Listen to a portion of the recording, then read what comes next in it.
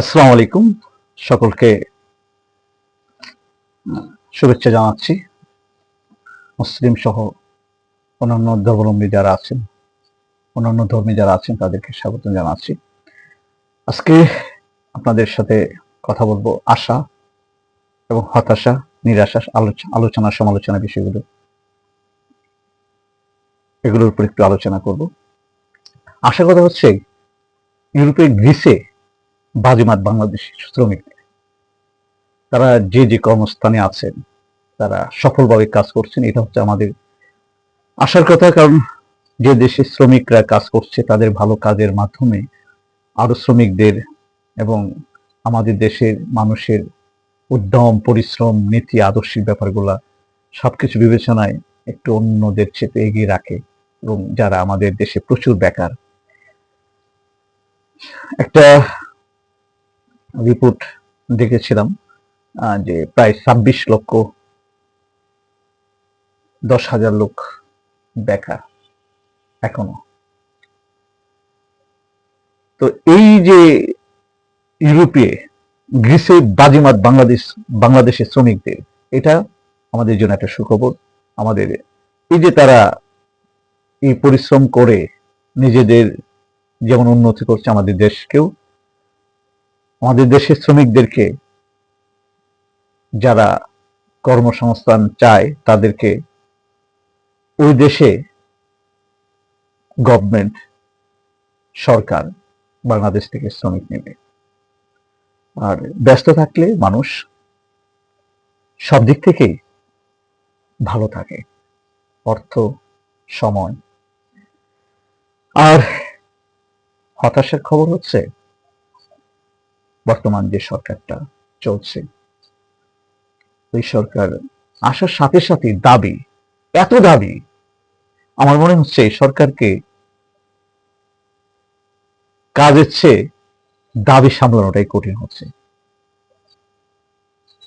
একটা অনেকের কাছে শুনলাম যে, মানে এটা একটা পরিসংখ্যানে আমি দেখছি, প্রায় 400-র উপরে এই 9 মাসে দাবি, এবং প্রত্যেকেই কিন্তু আসলে আমরা 5 তারিখে যখন একটা গণ অভ্যুত্থান হলো, তখন আমাদের কি দৃষ্টিভঙ্গি ছিল এবং আগে কি ছিল?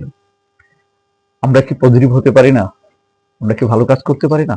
বাঙালি সপাল, আমাদের যত অর্জন, বাঙালি সবাই যখন এক হয়ে যায় সবকিছু ওলট পালট করে দিই।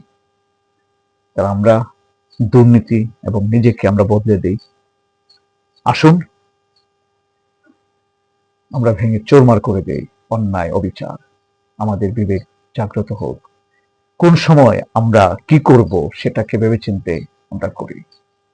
আমাদের বড় সমস্যা হচ্ছে আরেকটা হতাশার গল্প, নেশা। এটা এমন একটা আকার ধারণ করেছে, নেশার জন্য বাবা মাকে হত্যা করছে সন্তান, সন্তান মানে একটা অসামাজিক, যেটাকে বলা হয়, অনেকে বলছে এটা নাকি অবক্ষয়। আমাদের যারা আমাকে চেনেন জানেন আছি, সেই পেশায় যারা আমার সাথে মিশেছেন তারাও জানে সবসময় আমি এই বিষয়গুলো কথা বলছি। আপনি যখন বেশি আশা করবেন তখন হতাশা হওয়ার সম্ভাবনা। আর আমরা জানি না তো, আমাদের জাতীয় খেলা ছিল কি, কাবাডি। তো আমরা কিন্তু একজন সামনে গেলে তাকে ধরে টেনে ধরে রাখি। অতএব আমাদের ভালো কিছু করতে হবে, আমাদের জ্ঞান অর্জন করতে হবে, বেশি বেশি বই পড়ি এবং বড়দেরকে সম্মান করি, ছোটদের স্নেহ করি। আমরা বাঙালি, আমাদের কৃষ্টি কালচারটা, আমাদের কালচারটা প্রয়োজন। আমরা কিন্তু পাশ্চাত্যের কালচারটাকে আমরা নিয়ে গেছি।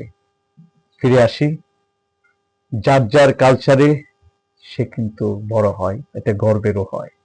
অতএব আমরা নিজের কালচার নিয়ে ভাবি। আমার চারপাশ, আশেপাশে মানুষ সবাই আমার আপন। এই দেশ আমাদের, সবাই ভালো থাকি, সুস্থ থাকি, এই কামনা করি। এবং যাওয়ার আগে স্পোর্টস